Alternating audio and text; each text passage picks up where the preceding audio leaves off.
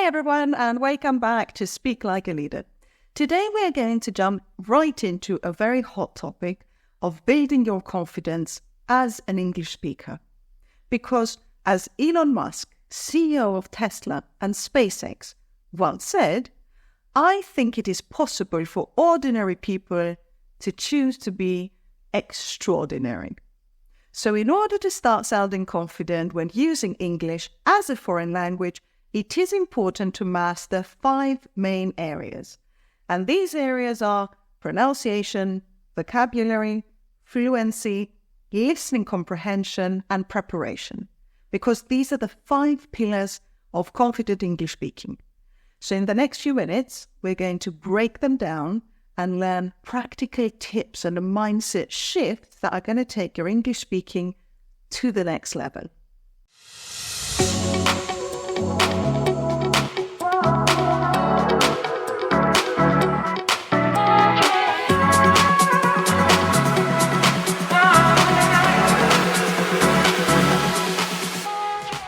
Let's start with pronunciation.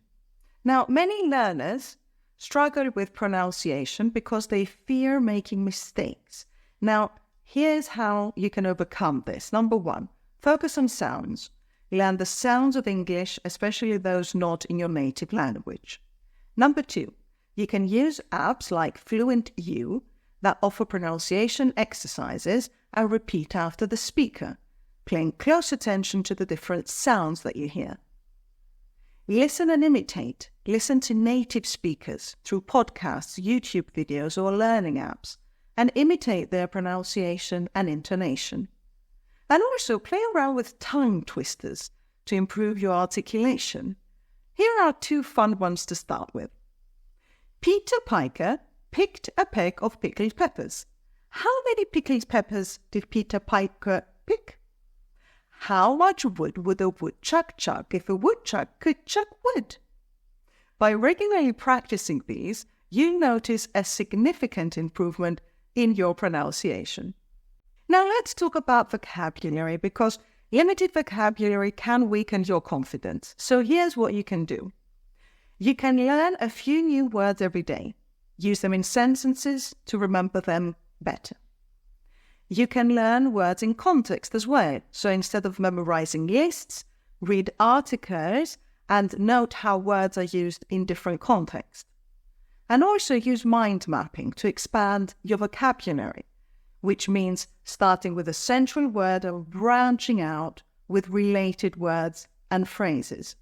For example, you can start with the word travel and branch out to words like destination, adventure, passport, and this visual tool will help you remember and connect new words. If you do want to learn more techniques about how to develop your English vocabulary, you can also jump into my video on how to increase your vocabulary fast and learn 5 great strategies to achieve this. Now let's move on to fluency, because fluency is about speaking smoothly, and this is how you can improve it. Start thinking in English. Practice thinking in English or translating language from your native language to English. Speak regularly. Find opportunities to speak English. Join conversation clubs, language exchange programs, or even talk to yourself in English when you're thinking.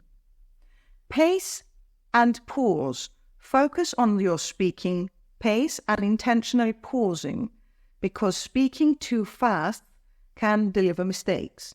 For example, when you're telling a story, you can say, yesterday I went to the market and I bought some fresh vegetables. It was great because I met a local farmer that shared interesting recipes. By mastering the use of pauses, you not only sound cleverer, but more professional and profound. Pillar number 4, listening comprehension. Understanding spoken English is crucial for confident speaking, and here's how to get better at it.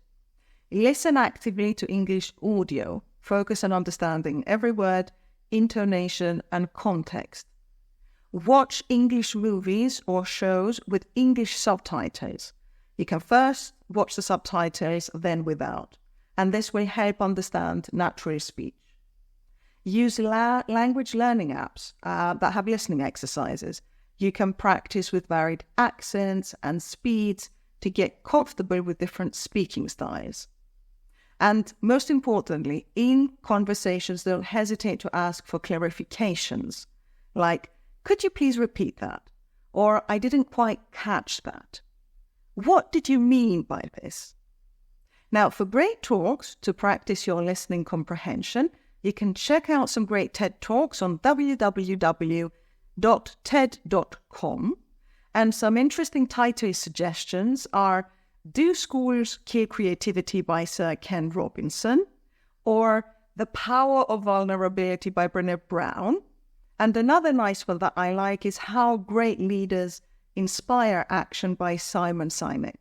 So you can also listen to BBC Radio on bbc.co.uk or the daily podcast from the New York Times. Listening to these regularly will enhance your understanding, and it will also expose you to different accents and different topics. Now let's talk about preparation, because preparing yourself for conversations or presentations can significantly boost your confidence. Here's how to prepare. Know your topic.